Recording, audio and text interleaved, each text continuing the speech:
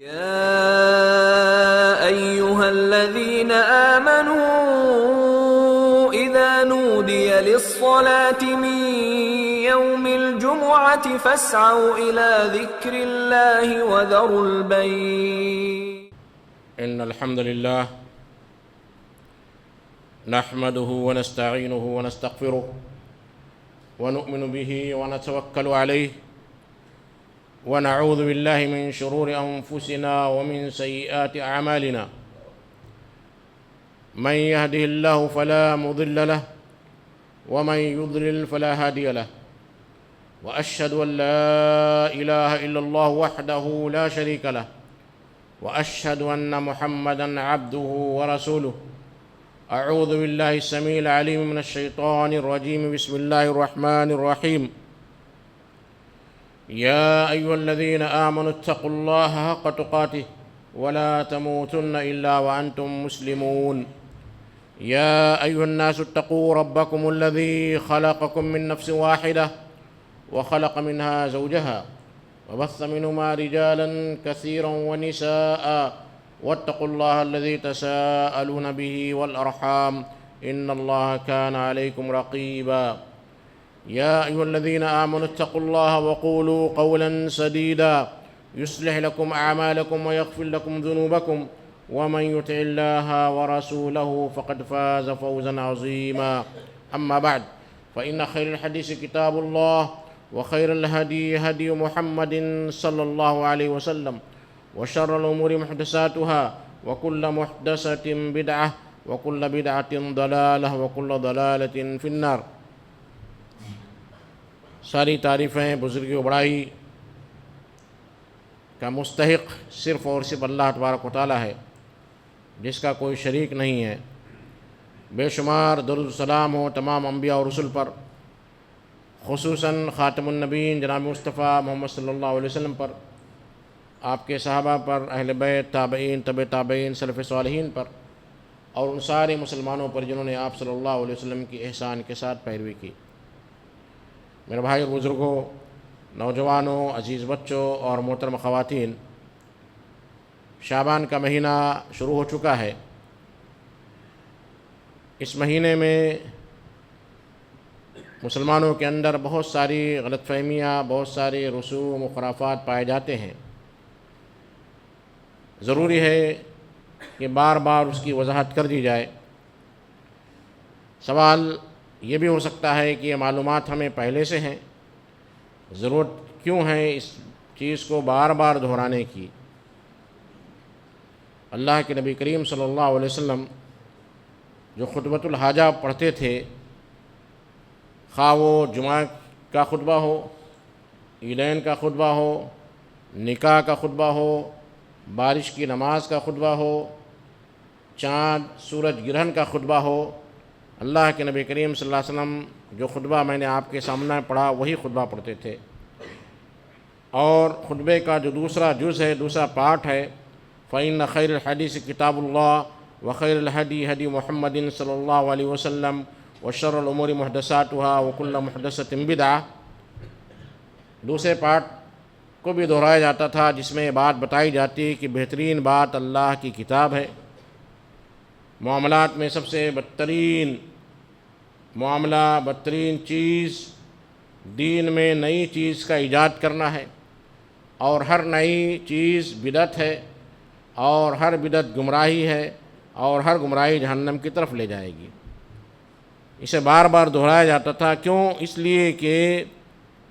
دھیرے دھیرے معلومات پر، ان انفارمیشن پر گرد و غبار آ جاتی ہے، اور لوگ دوسری واعظین اور خطیبوں سے متاثر ہو کر ڈائیورٹ ہونے لگتے ہیں، اور ان کے اندر ایک میلان پایا جاتا ہے کہ کہیں یہ بھی چیز صحیح ہو سکتی یا نہیں. اس لیے بار بار اللہ تبارک و تعالیٰ نے قرآن مجید میں اپنی رسالت کا، اپنی توحید کا، نبی کی رسالت کا، انبیاء کرام علیہم الصلاۃ کا تذکرہ کیا ہے، تاکہ انسان کبھی اس سے غافل نہ ہو.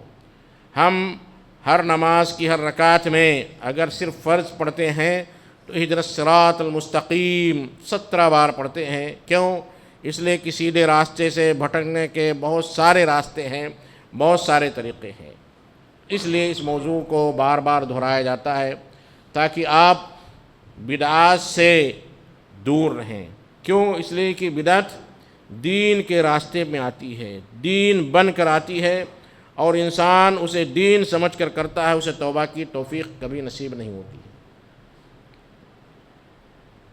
شعبان کا جو مہینہ ہے اس کے تعلق سے سب سے پہلے آپ یہ جو ہے مد نظر رکھیے تمہیدی طور پر کہ اللہ تبارک و تعالیٰ نے ہمیں اور آپ کو اپنی عبادت کے لیے پیدا کیا، وما خلقت الجن والانس الا لیعبدون۔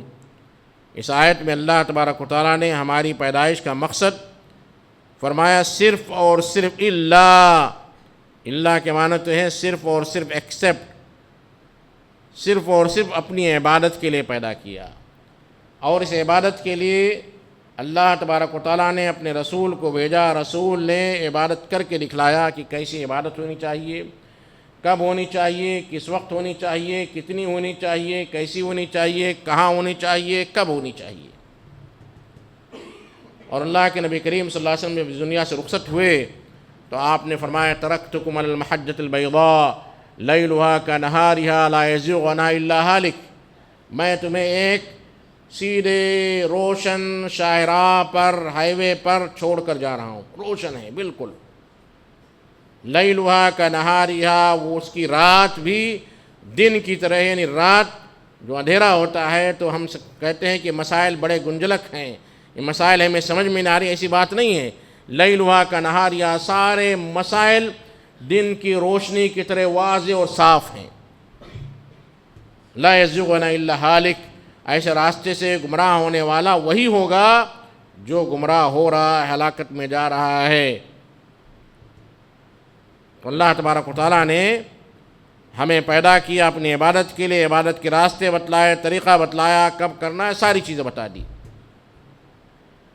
لیکن انسان غفلت کا شکار ہوتا ہے۔ کبھی کبھی اسے غفلت آ جاتی ہے، اونگ آ جاتی ہے، نیند آ جاتی ہے، تو اٹینشن پیدا کرنے کے لیے، بیدار کرنے کے لیے، عبادتوں میں تیزی اور اسپیس لانے کے لیے کچھ مہینے، کچھ دن، کچھ اوقات کو اللہ تبارک و تعالیٰ نے اپنے نبی کے ذریعے امت مسلمہ کو بتا دیا ہے۔ مہینوں میں 4 مہینے حرمت والے ہیں، دن میں 5 وقت کی نماز فرض ہے، تہجد کی نماز سنت ہے، اشراق کی نماز ہے، صلاۃ الاوابین ہے، رمضان کے روزے ہیں، لیلۃ القدر ہے، یہ ساری کی ساری چیزیں لیلھا کنہارھا بالکل دن کی روشنی کی طرح واضح ہیں، بالکل واضح ہیں، ساری چیزیں واضح ہیں، اس میں کوئی کسی بھی طریقے کے یو ٹرن اور جو ہے ایسی چیزیں نہیں جو آپ سے مخفی ہوں، آپ سے چھپا لی گئی ہوں۔ اب رمضان کا مہینہ آنے والا ہے، اس کے تعلق سے بھی اللہ کے نبی کریم صلی اللہ علیہ وسلم نے بتایا۔ شعبان کے تعلق سے اللہ کے نبی کریم صلی اللہ علیہ وسلم نے کیا بتایا وہ میں آپ کے سامنے ذکر کروں گا۔ سب سے پہلی چیز لفظ شعبان جو لفظ ہے اس کا معنی کیا ہوتا ہے، کیوں اسے شعبان کا نام دیا گیا۔ اللہ تبارک و تعالیٰ نے 12 مہینے بنائے، 12 مہینوں میں 4 مہینے حرمت والے ہیں، اور اس کے پیچھے ایک مقصد تھا تاکہ مسلمان بغیر خطرے کے، امن و امان کے ساتھ اللہ کے گھر کا طواف کریں، حج کریں، حج کرنے کے بعد واپس آئیں۔ اس لیے 4 مہینوں میں 3 مہینے ایسے حرمت والے ہیں جو حج کے مہینے سے متعلق ہیں، یعنی اس میں انسان حج کے لیے جاتا ہے، اور چونکہ پہلے پیدل جاتے تھے تو مہینوں لگ جاتے تھے، اور آج بھی اگر آپ جو ہے فلائٹ سے بھی جاتے ہیں تو ایک ساتھ اتنے لوگوں کو جو ہے بھیجا نہیں جا سکتا ہے۔ حج کمیٹی سے جاتے ہیں تو آپ کو 40 ڈیز لگتے ہیں، 15 دن منیمم لگتے ہیں، کبھی 7 دن میں لگتے ہیں، لیکن سارے لوگوں کو 7 دن میں جو ہے منتقل کرنا بڑا مشکل ہے، کم از کم 45 ڈیز تو لگ ہی جاتے ہیں۔ تو اس زمانے کے حساب سے 3 مہینے حرمت والے تھے جس میں سارے لوگ امن و امان کے ساتھ مکہ جا سکیں، حج کرنے کے بعد واپس آ سکیں۔ محرم کا مہینہ ختم ہونے کے بعد جو ہے حرمت کا مہینہ ختم ہوتا تھا۔ پھر 12 مہینوں کے بیچ میں رجب کے ایک مہینے کو حرمت والا قرار دیا گیا تاکہ جو شخص صرف عمرے کی غرض سے مکہ کی زیارت کرنا چاہتا ہو تو عمرہ کر کے واپس آ سکے، اور چونکہ عمرہ زیادہ سے زیادہ اگر جو ہے بھیڑ بھاڑ کم ہو تو 3 سے 4 گھنٹہ لگتا ہے، کر کے واپس آ سکتا ہے۔ وہ رجب کا مہینہ تھا، 4 مہینے حرمت والے ہوئے۔ رجب کے بعد شعبان کا مہینہ آتا ہے، تو شعبان کے تعلق سے بتایا جاتا ہے کہ شعبان کا لفظ تشعب سے ہے، یعنی جب حرمت والا مہینہ ختم ہوتا تھا تو کفار مکہ اپنے گھروں سے باہر نکلتے تھے، پھیل جاتے تھے، تشعب، شعوب جسے کہا نیشن، پھیل جاتے تھے، اس لیے اسے شعبان کا مہینہ کہا گیا۔ اس تعلق سے اللہ کے نبی کریم صلی اللہ علیہ وسلم کی جو سیرت میں بتایا جاتا ہے کہ اللہ کے نبی کریم صلی اللہ علیہ وسلم اس مہینے میں سب سے زیادہ روزہ رکھا کرتے تھے۔ عائشہ رضی اللہ تعالیٰ عنہ بیان کرتی ہیں کہ اللہ کے نبی کریم صلی اللہ علیہ وسلم کان یصوم رمضان کے مہینے کا روزہ رکھتے تھے، اور شعبان میں آپ کثرت سے روزہ رکھا کرتے تھے۔ پھر اس کی حکمت عائشہ رضی اللہ تعالیٰ عنہ نے بیان کی کہ امہات المومنین کے جو روزے چھوٹ جاتے تھے ماہواری کی وجہ سے رمضان کے مہینے میں، تو اللہ کے نبی کریم صلی اللہ علیہ وسلم اس مہینے زیادہ روزہ رکھتے تھے، چونکہ رمضان کے آنے سے پہلے جو بھی آپ کے روزے چھوٹ چکے ہیں اس کی قضا کرنا ضروری ہے دوسرے رمضان کے آنے سے پہلے۔ یہ مسئلہ بھی آپ اچھی طرح سمجھ لیجئے، آپ کے سفر کی وجہ سے، بیماری کی وجہ سے، یا عورتوں کے ماہواری پیریڈ کی وجہ سے، یا ولادت کے نفاس کے خون کی وجہ سے، کسی بھی وجہ سے جو روزے چھوٹے ہوئے ہیں دودھ پلانے کی وجہ سے، تو وہ روزے اگر قضا کرنا ہے تو دوسرے رمضان کے آنے سے پہلا قضا کر لینی ضروری ہے، ورنہ دوسرا رمضان آ جائے گا تو آپ کو قضا بھی کرنی پڑے گی، کفارہ بھی ادا کرنا پڑے گا، فدیہ بھی دینا پڑے گا۔ تو اللہ کے نبی کریم صلی اللہ علیہ وسلم شعبان کے مہینے میں ازواج مطہرات کی روزے کی قضا کے لیے کثرت سے روزہ رکھا کرتے تھے، اور یہی اس مہینے کے تعلق سے سب سے زیادہ جو ہے صحیح بات جو ہے قرآن اور حدیث کی روشنی میں ہمیں ملتی ہے۔ اللہ کے نبی کریم صلی اللہ علیہ وسلم اور صحابہ کرام، تابعین، تبع تابعین، سلف صالحین کے زمانے میں جو عبادتوں کا ماحول تھا، عبادتوں کا جو معمول تھا، وہ یہ تھا کہ فرض نمازوں کی پابندی کیا کرتے تھے۔ اس کے بعد جو سنت ہے، جو اللہ کے نبی کریم صلی اللہ علیہ وسلم نے سنن راتبہ یا سنن مؤکدہ کہتے ہیں، اسے پڑھا کرتے تھے۔ پھر اس کے بعد نفل، جیسے جو تہجد کی نماز ہے یا دیگر نمازیں ہیں، چاش کی نماز ہے جسے زائد کے نام سے جانا جاتا ہے، وہ نمازیں اللہ کے نبی کریم صلی اللہ علیہ وسلم اور صحابہ کرام ہمیشہ کیا کرتے تھے۔ کسی دن، کسی رات کی خصوصیت بنا کر اسے متعین کر کے اللہ کے نبی کریم صلی اللہ علیہ وسلم نے عبادت کرنے سے منع فرمایا ہے۔ جمعہ کا دن سب سے افضل ترین دن ہے، جمعہ کا دن، یہاں تک کہ عیدین کے دن سے بھی افضل ہے۔ عیدین کے دن یعنی عید الفطر کی نماز، عید الفطر کا خطبہ، اور بقرعید، عید الاضحیٰ کی نماز، اور عید الاضحیٰ کے خطبے سے بھی اہم ترین خطبہ اور اہم ترین نماز جمعہ کی نماز ہے۔ جمعہ کی نماز کے تعلق سے کوئی اختلاف نہیں ہے کہ جمعہ کی نماز فرض ہے ہر مسلمان پر،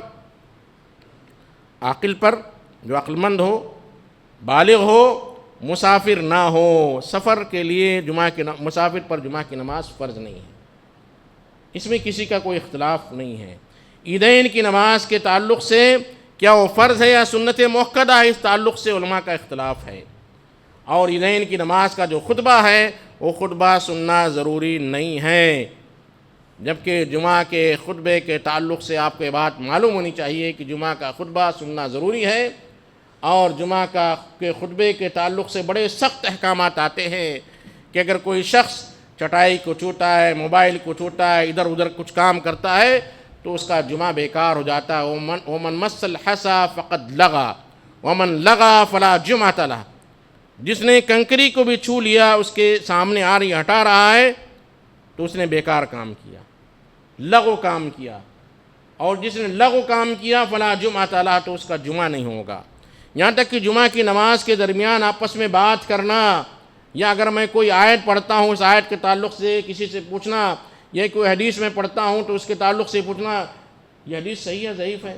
شیخ البانی صاحب نے ضعیف کہا ہے، شیخ کیسے اسے صحیح کر رہے ہیں، تو یہ سارے معمولات آپ کے جمعہ کو بیکار کر دیتے ہیں۔ موبائل میں جو سرفنگ کرتے ہیں، ریکارڈ کے لیے تعلق سے جو لوگ استعمال کرتے ہیں وہ بھی جائز نہیں جمعہ کے موقع پر، لیکن عیدین میں یہ ساری چیزیں جائز اور حلال ہیں، یہ فرق ہے۔ تو جمعہ اتنی فضیلت والا ہونے کے بعد اللہ کے نبی کریم صلی اللہ علیہ وسلم نے صحابہ کرام کو اس بات کی تلقین کی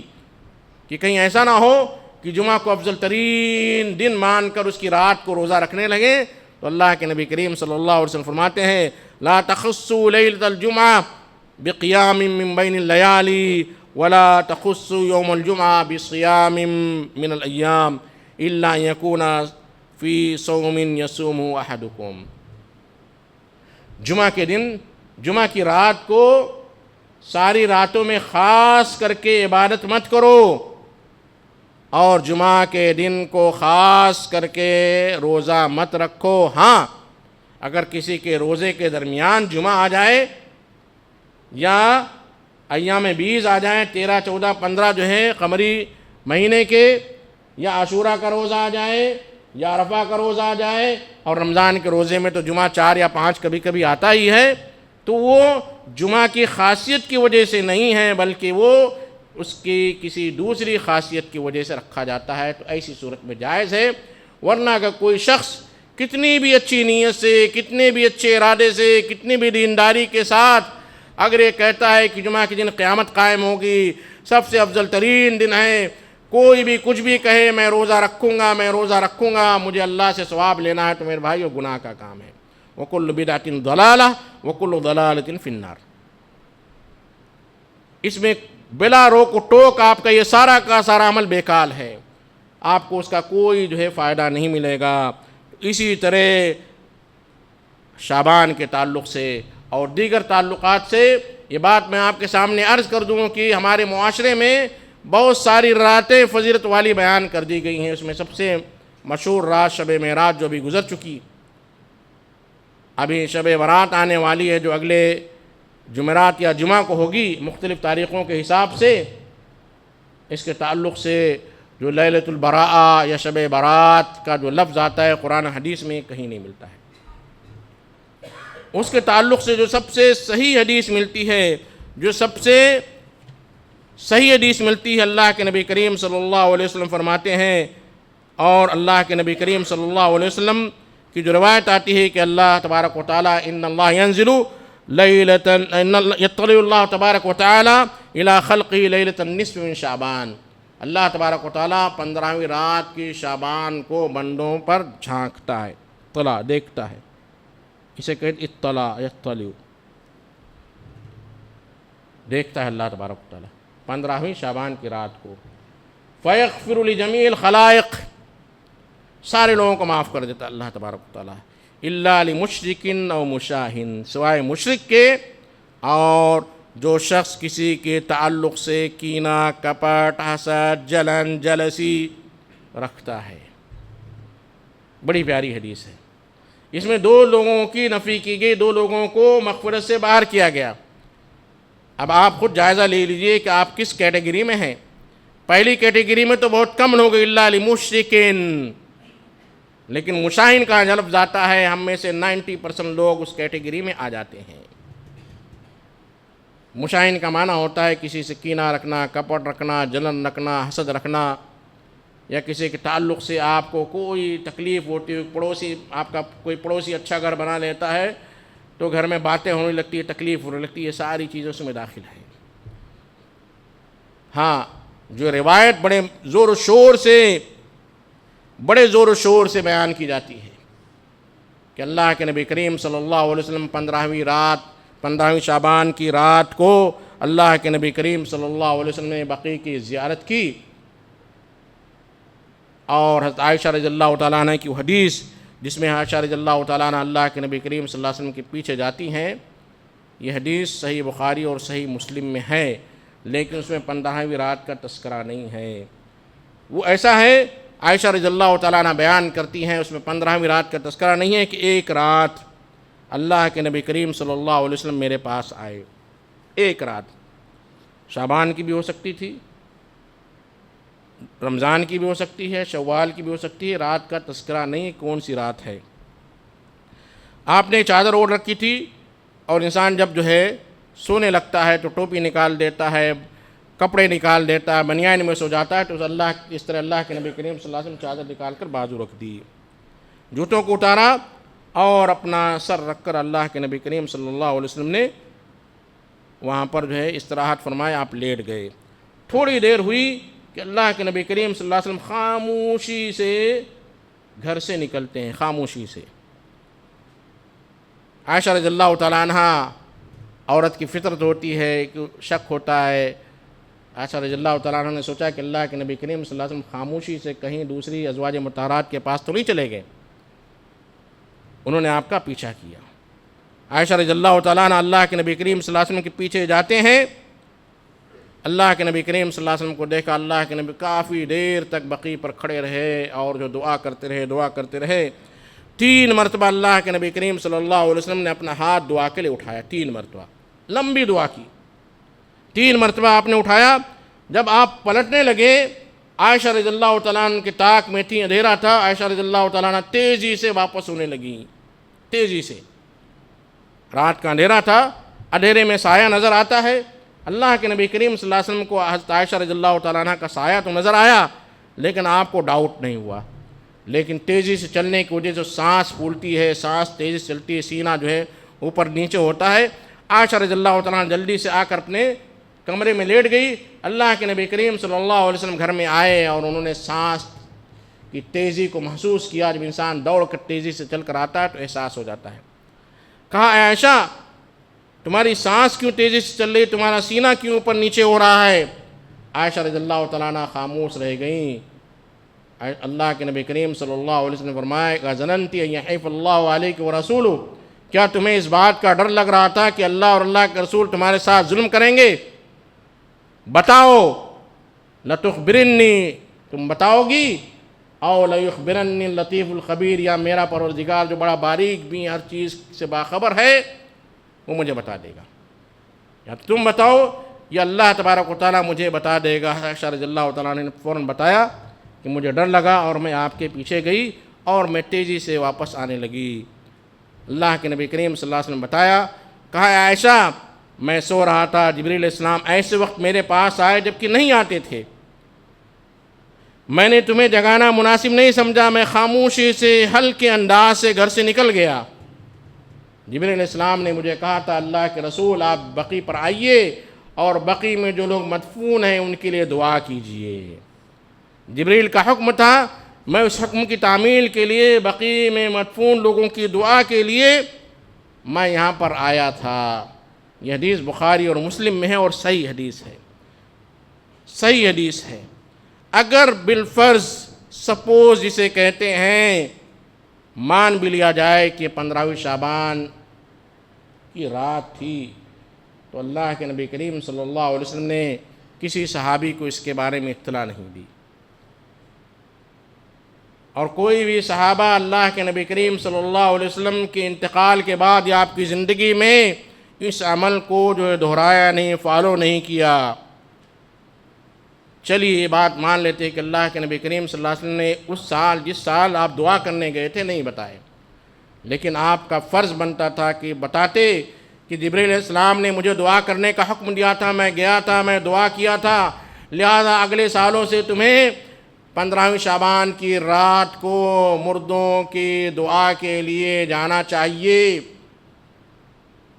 پوری زندگی اللہ کے نبی کریم صلی اللہ علیہ وسلم کی ختم ہوگی، آپ نے دوبارہ جو ہے یہ عمل نہیں دہرایا، صحابہ کرام نے اس عمل کو نہیں دہرایا۔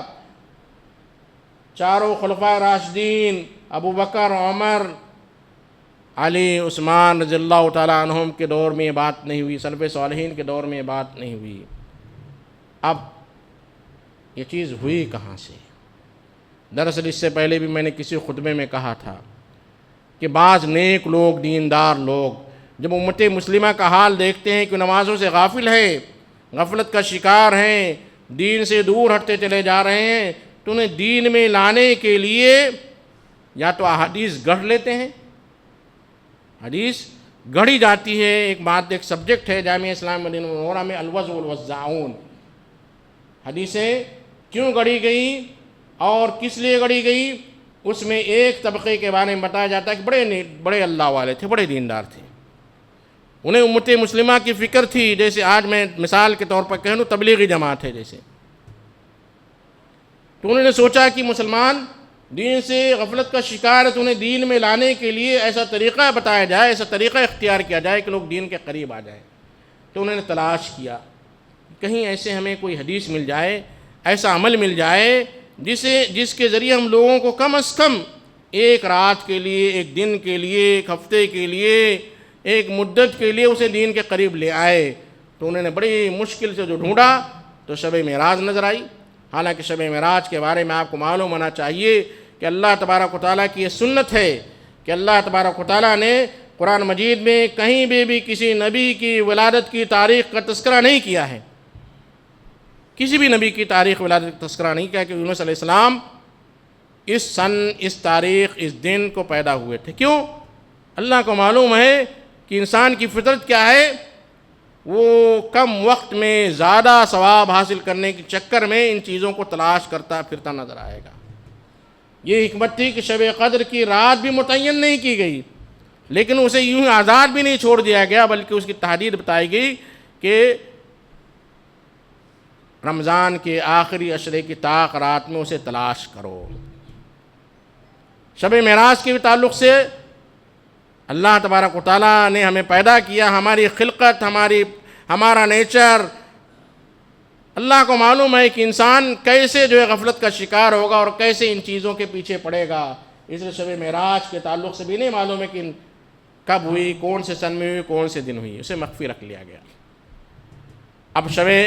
برات کا جو تعلق ہے اسے بھی کھینچ کھانچ کر کہیں سے لا کر اس مسئلے سے جوڑ دیا گیا اور امت مسلمہ میں یہ چیز عام کر دی گئی کہ شب برات یہ جو ہے مردوں کی عید ہے، مردوں کے لیے یہ کرنا چاہیے، وہ کرنا چاہیے. اور ابھی آپ جائیں گے ٹیلرز کی دکان میں تو معلوم ہوگا شب برات کے لیے نئے کپڑے بھی سلائے جا رہے ہیں. دنیا ڈیولپ ہو رہی ہے، ترقی پر جا رہی ہے، تو بدعات اور خرافات بھی ڈیولپ ہو رہے ہیں، ترقی پر جا رہے ہیں. پہلے لوگ